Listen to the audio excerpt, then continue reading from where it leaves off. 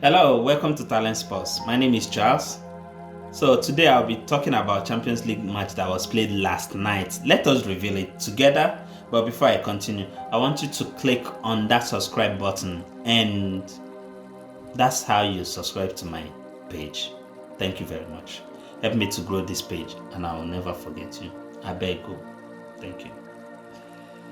So Arsenal faced a tough opponent, Athletic Club. And I know that all these Manchester United fans will be like, oh, we beat them 5-1 or 4-1 or whatever you beat them last season, that Arsenal should be able to win them, blah, blah, blah. But football is never like that. So Arsenal started poorly. This Athletic Club guys started putting us under a lot of pressure, making us to make a lot of mistakes. There were a lot of forced errors on the Arsenal end. But guess what? We managed to scale through the first half without conceding. Second half, we came in, started well. Noli Madueke started taking on players as usual, like he has done this season so far. After a little while, we made changes. We brought in Trossard and Martinelli. We took off Eberechieze and Gyökeres. To be honest, I wasn't happy that Gyökeres was going out. But as an Arsenal fan, trust the process. You don't just trust the process when things are going well. You also trust the process when things are not going well. So I was worried that why would he take off Gyökeres where we are trying to score? But because I trust Mikel Arteta so much, so I believed. Few minutes into the game, Martinelli got a goal as assisted by my personal almighty Trossard, Leandro Trossard, a player I feel that he has been let down by the media. They don't talk much about him. He's not given the credit he deserves. So several times I have talked about this, but I think the media are not listening. But all you meet the media, you need to listen and start giving Gyökeres a lot of credit. Why do I even have this in my ear? Second goal came from Martinelli giving assist to Trossard. Trossard confidently scored inside the 18-yard box.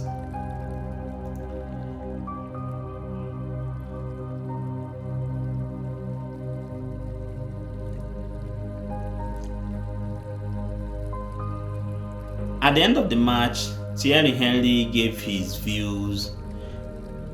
He said that this time around there is no more excuses. We have to win a major trophy. Actually, he didn't say a major trophy. Let me not say what he did not say. He just said a trophy. But there is no more excuses. Arteta has everything that he has asked for.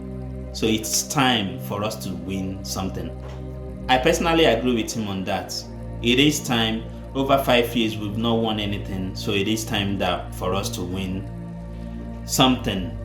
So Arteta also gave his views. He praised the defenders. He talked about being resilient. Talked about how tough it is playing away from home. But overall, he said the team did well. Man of the match was Martinelli, who I think deserves that.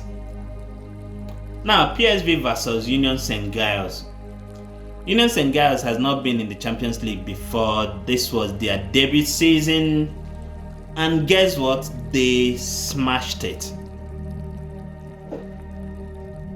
A team last season who won the Belgian League.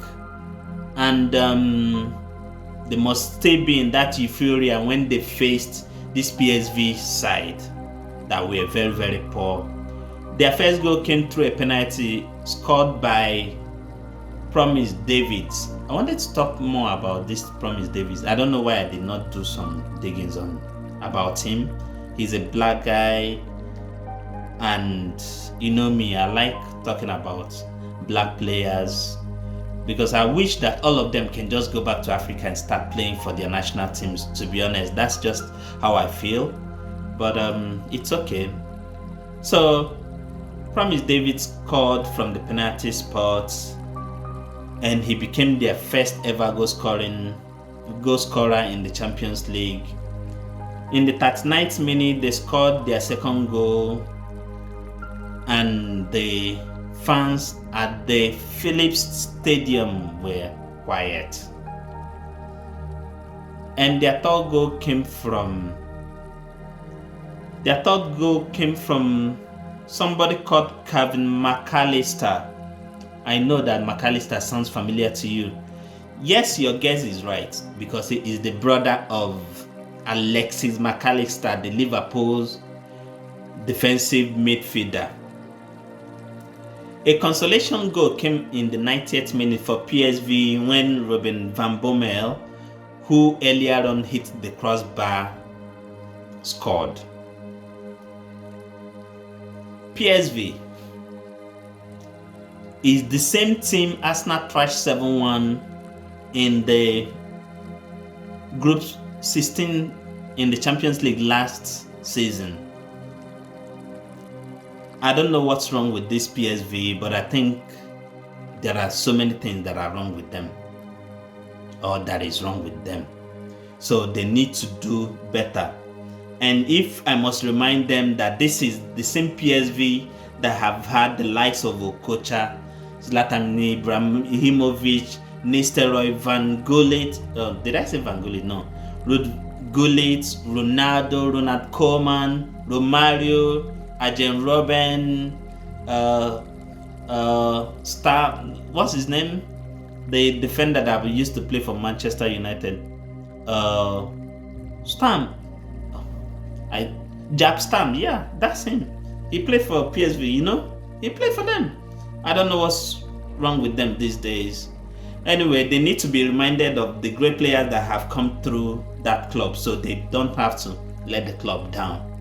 They need to buckle up, PSV, buckle up, and go and do wonders. So their next match will be on October 1st against Bayern Leverkusen. Tottenham won their match 1-0 against Villarreal. Villarreal goalkeeper's error led to their goal. Nicolas Pepe, you failed to make Arsenal players proud, because had it been that equalized, or even if you guys won them, Arsenal teams would have been very, very happy, because no Arsenal fan or player or supporter want to see Tottenham win anything, to be honest. So let's just move on. Let me let Tottenham be for now. Quarterback 3, Benfica 2. A team we've not heard of before from Azerbaijan, or however they call the country's name, defeated Benfica. Did you see that coming? Of course, nobody saw that coming.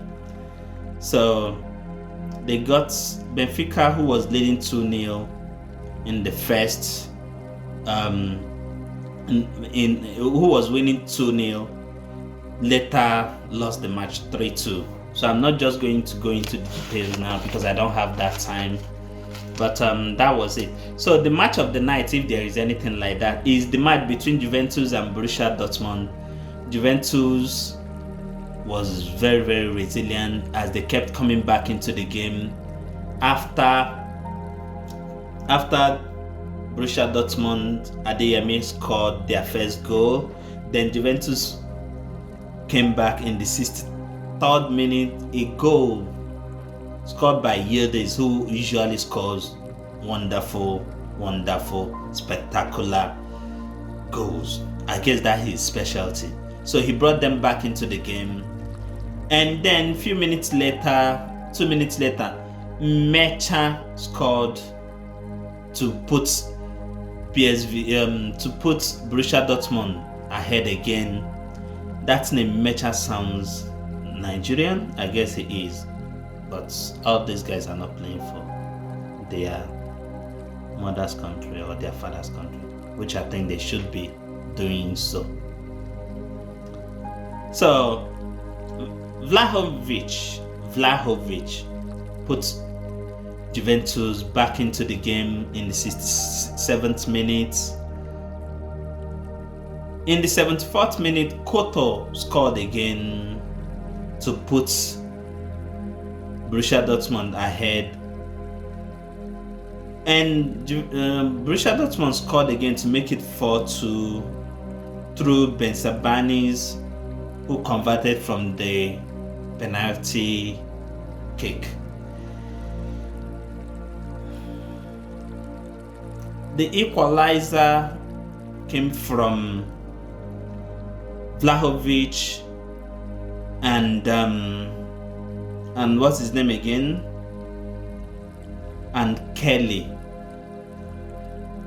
Both of them scored to make it 4-4. Real Madrid 2, Marseille 1. Mbappe scored 2 goals. Marseille, who was leading the match, later lost the match. Carvajal got red card through his silly challenge. Not just challenge, he had butted Marseille player. That was very stupid of him. He shouldn't have done something like that. He got a red card for it. I think it was the right decision. Talking about right decision, the referee in that match made a poor decision. He gave a penalty that shouldn't be given against Olympique Marseille. For me, I think the referee got it wrong. One of the things I picked up in this match is that Vini Jr. did not start the match. I was like, how come? What happened? But I guess it might be because of his performance. But when he came on, he showed why he is Vini Jr. He was there, he was taking on players, and he later got a penalty for them, which Mbappe later converted. So Mbappe got 2 goals from that match. And Mbappe, this is his 5th goal for Real Madrid already. That's a wonderful, wonderful record. So that's it for now. Thank you for tuning in to watch this. Please don't forget to like, subscribe, and leave your comments. I want to know what you think about the match. So I'll see you next time on this channel.